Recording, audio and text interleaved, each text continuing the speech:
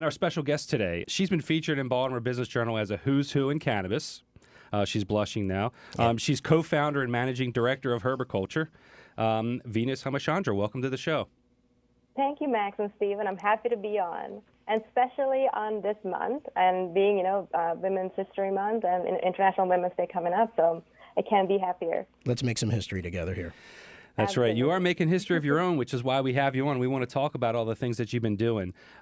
So, you don't just wake up one day and get a medical marijuana dispensary. So can you tell us when you got started in the cannabis business and why?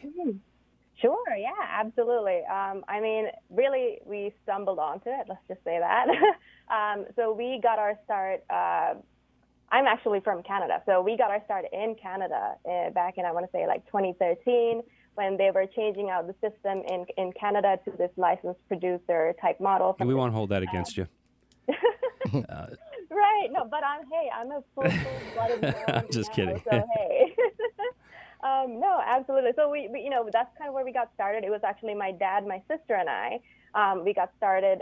Dad's just kind of been known to be this serial entrepreneur. So he came up to us with this idea, and he said, hey, girls, do you want to do this with me? And, I had just graduated from college then, and my sister was still in college, actually. What did you go to school for?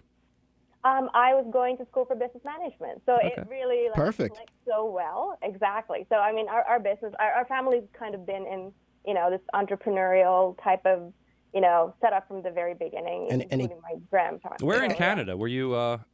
Where in Canada were you? It was in Toronto, right? Beautiful in Toronto, city. Like Oh. Scarborough. Oh, that's beautiful. where I grew up. So. Any cannabis experience in college? I got to ask. No, actually, shockingly. Interesting. No. And yeah, I know it was really new when Dad had brought this up. We were like, oh my God, this is what we're going to be doing. But it was really exciting because it was something new. It's a new industry coming into the market. So it just, felt really nice to be part of that. And, we had zero experience when we started, and zero resources really when we got started. But, it involved a lot of learning, meeting a lot of people, really learning about what this is to go through that process. So we went through the process. We were one of the very first pre-approvals in Canada, like number 26 or 27, along with Tweed, who is now known to be canopy growth. So it was like way back when we started. We got our first, our grow facility up there, and that's really where we got a lot of our experience, hands-on experience in how to really grow and process cannabis, how to set a facility like this up, because it's not something that we were used to. But that's really we got a lot of our experience. And in 2015, I got married and I moved to Maryland. I call Maryland my home. And, luckily, again, timing happened to be the key there, where, they were looking at the medical program here. So I figured, you know what, why not try to do that here in Maryland? And that's really how we got into it. You were destined. You were destined to be in this industry. I'd like to think so. But it's really, it's been a hard road, being a minority, being a woman, being in this and being, generally younger from the comments that I've received. But, it's been a great experience, and I'm working now towards, making sure that it's an industry where, people like me have an easier time getting into it and can succeed, really. What's it like? So on that topic, what's it like being a female entrepreneur in the industry? What are some of the challenges that you've experienced, if you have? No, absolutely. I think, there's been a lot of progress since we got started. But when we first got started, it was a lot of, you got lucky. It's not as if it wasn't hard work. It's a lot of the times if they're, even though my sister and I, we did a lot of the work and a lot of the legwork, if anytime there is any other male with us next to us, it's typically them who get the conversation started. They never look at us and address us and speak to us. So that's kind of where, a lot of our experience has been. And they doubt the fact that, all the experiences that we may have. And again, I don't know what the case may be. But given, even at an equal footing, it just typically women are, looked as not as experienced or are not as capable, which is fully incorrect. And I'm sure If you say so. No, I'm just kidding. He's kidding. No, but we're very aware of the diversity and equity in the industry. We hear it about all the time.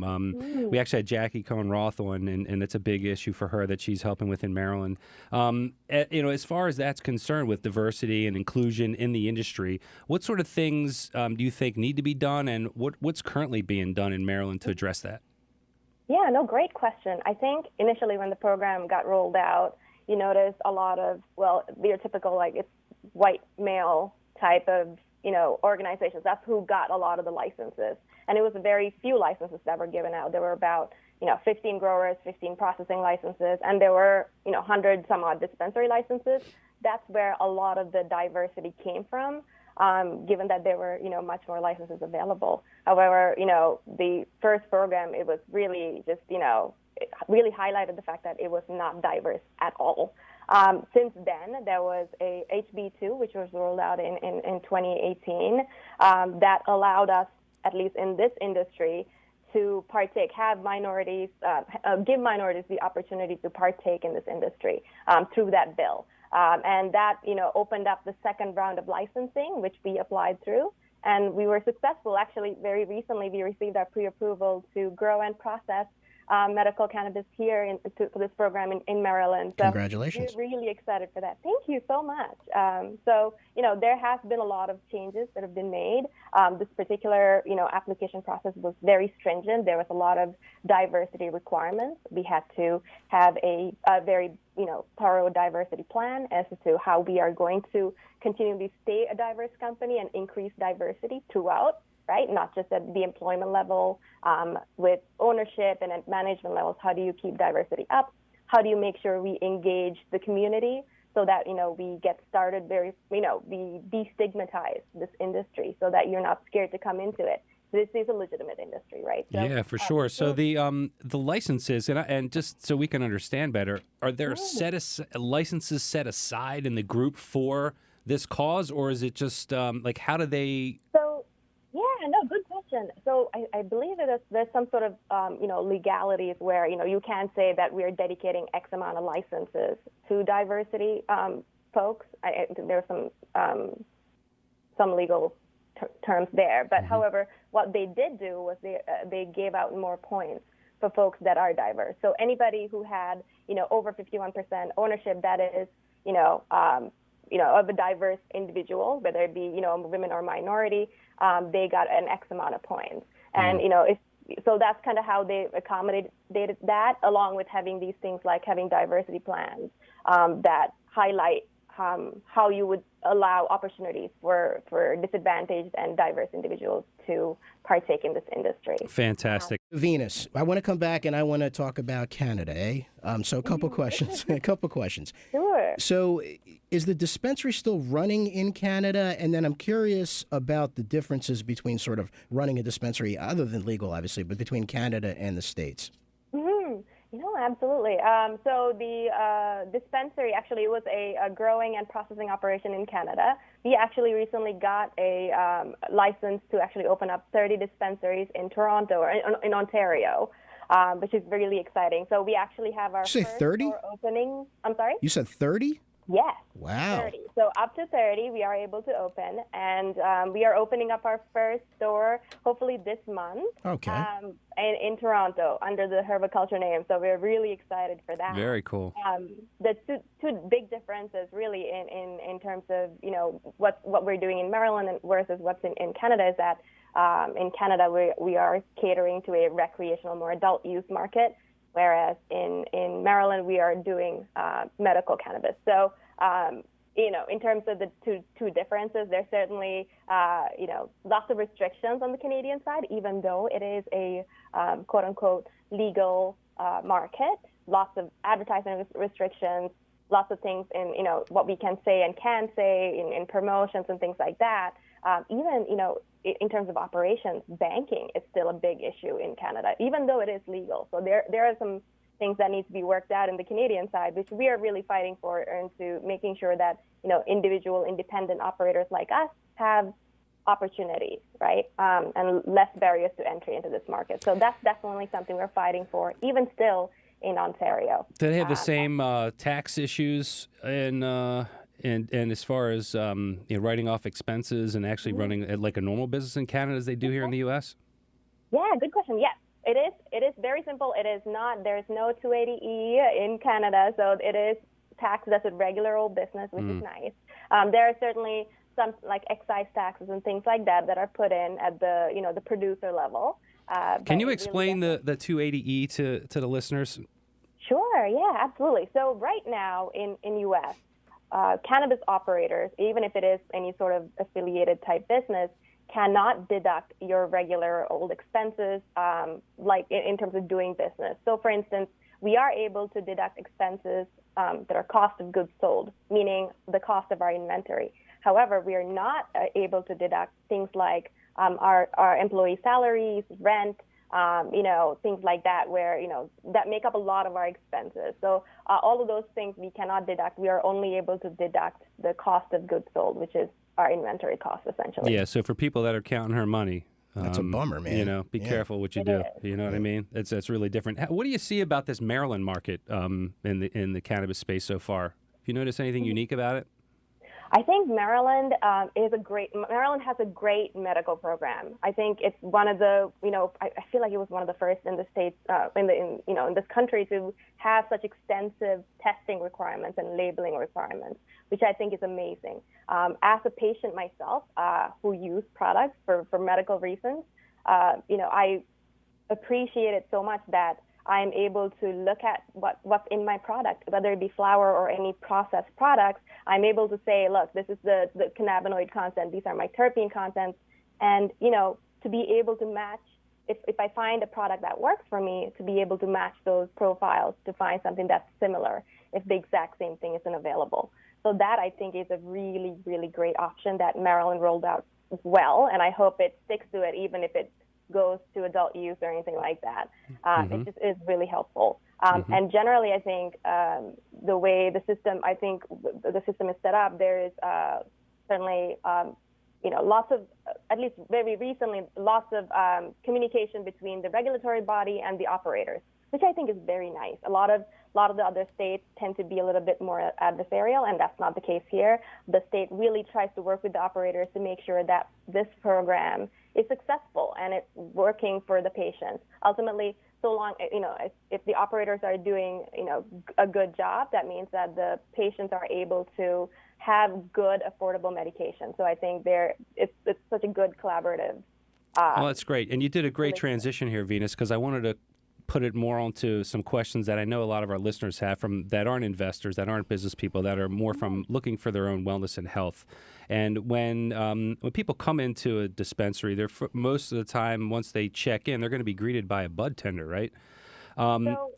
Is that when they're there? What is really the main responsibility of that bud tender, and what makes a good one? Yeah, no, that's a great question. So when you first come into a dispensary, just because there are COVID regulations in place for us, you will likely, still speak with the receptionist first and get checked in. That is the process at our dispensary. And when it's your turn, you essentially speak with the bud tender. And a great bud tender is there to listen to you. One of the things that we really, really emphasize at our dispensary is that it is a no judgment zone. You can come in, you can be a complete noob, you can be a full-on expert, but it doesn't matter who you are welcome at our shop.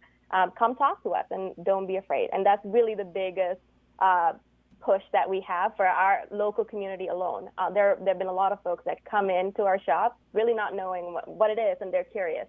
We always have that kind of we've cultivated that kind of culture where they can come in and speak to us very easily. And it's the same expectation that we have of a bud tender, that they are listening to you and hearing what you want and giving the right type of information. Education is really key to help you understand what does each of these terpenes do, what do these cannabinoids do, and how can I, as a bud tender, cater to your needs and look at the products that may work for you. So that's a big part of who a bud tender's job, I feel like, as well as customer service, right? And on that note, and especially in your local community, are you seeing more first-time customers or clients or patients coming in? Are you seeing that type of thing, and what type of people? Absolutely. Oh my goodness. We sign up. I mean, it's slowed down a little bit since it's COVID and we have less of an interaction.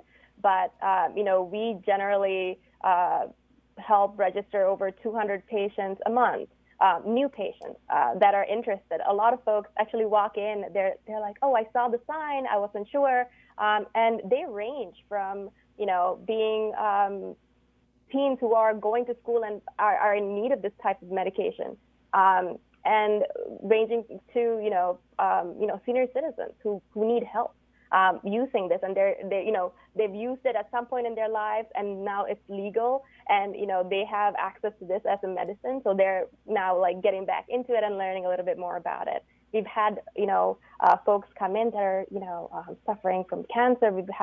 I remember this one husband who came in. He said, "Look, I don't know what else I can do for my wife, and I please help me," right? And these are the kinds of people that walk in, and it's such a rewarding job to be able to be there for these folks and provide this legitimate. It's medicine. I feel like I've been saved through this. I was actually bit by this large Rottweiler right on my face. I had to reconstruct the bottom half of my lip. I had like over 40 stitches, and I had crazy nerve pain. I was on Oxy, Xanax, and Naproxen, you name it, all of those, with nothing really helping me. And I remember, I'm lucky to be able to have access to medical cannabis. When I first used it, my pain significantly went down to a point where I was in tears, and I like unbelievably great. I felt unbelievably great. So that's the kind of stories that I also hear from the patients that walk into our dispensary. And it's just, I honestly wouldn't be doing anything else. This is such a fulfilling experience. That's beautiful. That's beautiful. What type of questions or advice are you getting asked a lot from patients?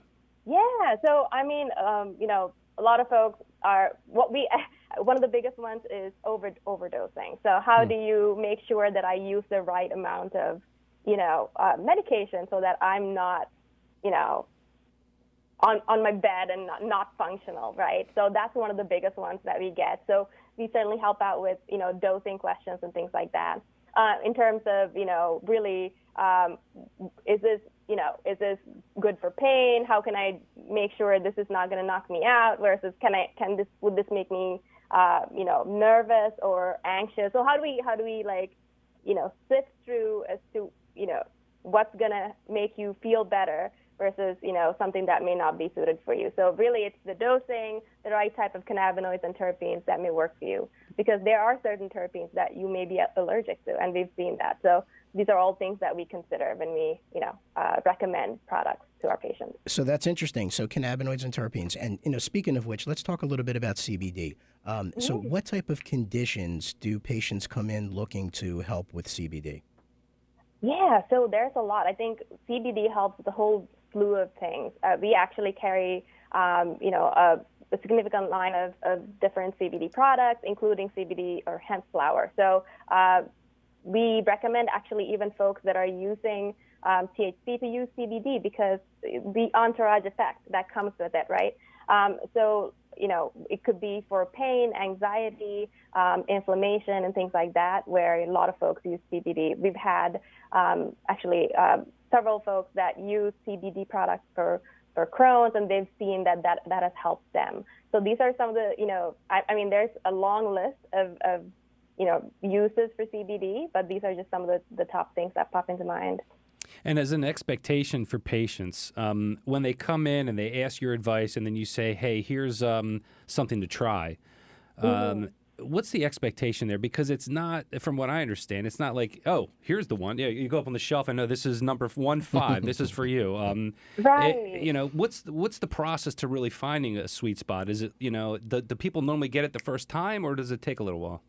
So it really depends, right? Because all of our bodies work differently. So for certain people, it's actually a switch. So sometimes, limonene is typically known to give you this euphoric, energetic feeling, but it's not the same way for some other folks. It may cause anxiety for some others. So really, it's, learning about what works for you. So we always try to start off with something that is, lower in THC, more, terpene heavy, and then we'll get started with those type of products and and we always let folks know that, hey, everybody is different. So always take notes. I think there are some great apps available right now, like the Relief app or Tetragram.